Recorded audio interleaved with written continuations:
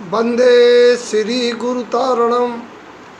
सम्यक दर्शन एपिसोड 2।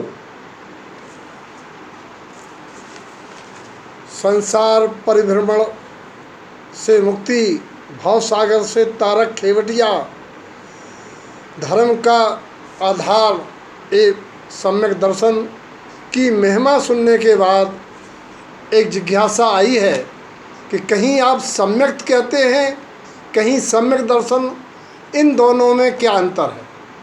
तो सम्यक्त जिनेन्द्र परमात्मा द्वारा उपदिष्ट 7 तत्व, 6 द्रव्य, 85 काय, 9 पदार्थों की आज्ञा व अधिकम से जैसे का तैसा उनका श्रद्धान करना सम्यक्त है। कि अजीव तत्व जिसमें ज्ञान दर्शन नहीं, जीव तत्व जो ज्ञान दर्शन स्वभावी, आश्रव तत्व जिसमें कर्म के आने की शक्ति, बंध तत्व जिसमें कर्मों को बंधपना की शक्ति, संवर कर्मों को आने से रोकने की शक्ति, निर्जरा कर्म को क्षय करने का एक देश सामर्थ्य, और मोक्ष कर्मों का सर्वदेश क्षय हो जाना, इनके सातों का स्पष्ट श्रद्धान होना। और इनमें से कौन सा उपादेय है? एकमात्र शुद्ध जीव तत्व शुद्धात्मा उपादेय है। शुद्धात्मा की रुचि, शेष सभी से उदासीनता, उदासीन भाव यानी रागादिक से भिन्नत्व, स्वात्मा से उत्पन्न सुख स्वरूप ही परमात्मा तत्व, यही मुझे उपादेय है। ऐसा तत्वों का यथार्थ श्रद्धान आश्रव बंध तत्व ये हैं। संवर निर्जरा देश उपादेय आदरणीय योग्य है। ये श्रद्धान होना व्यवहार सम्यक दर्शन या तत्व श्रद्धान है। और सम्यक दर्शन क्या है? तत्वों का यथार्थ स्वरूप जान करके एकमात्र निज जीव तत्व शुद्धात्मा का अनुभव प्रमाण श्रद्धान होना, यही सम्यक दर्शन है, जिसमें निशुद्धात्मा रतन त्रय से शुद्ध ज्ञानादि अनंत गुणों का पिंड, ऐसा मेरा आत्मा परमात्मा स्वरूप है।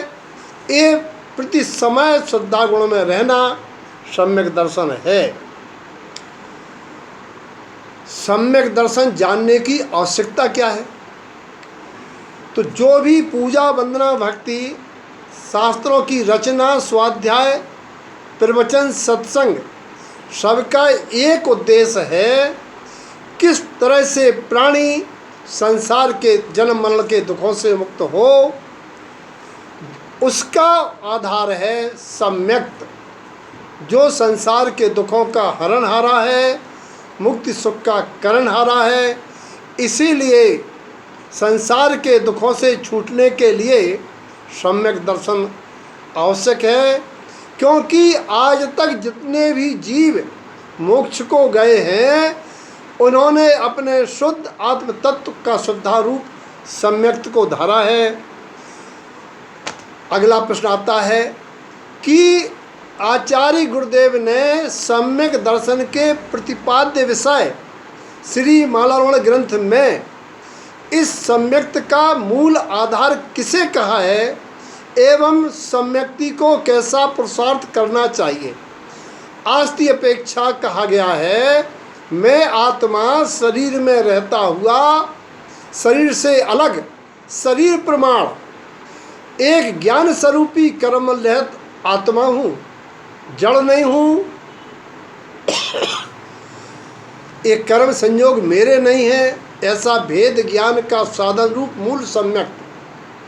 और नास्ति अपेक्षा एक कर्मोदय जन औदिकादि भाव मेरे नहीं है, ऐसा विभाव भाव मेरे नहीं है।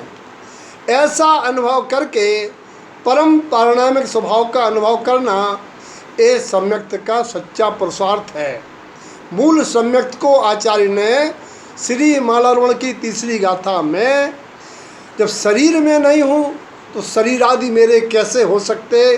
शरीर, सारे संयोग और संयोगी भाव, इन तीनों से भिन्न में एक अखंड अविनाशी चेतन तत्व भगवान आत्मा हूँ, ये स्मरण के लिए मूल सम्यक रूप तीसरी गाथा दी है। अब अगला प्रश्न आता है, सम्यक दर्शन के भेद कितने हैं?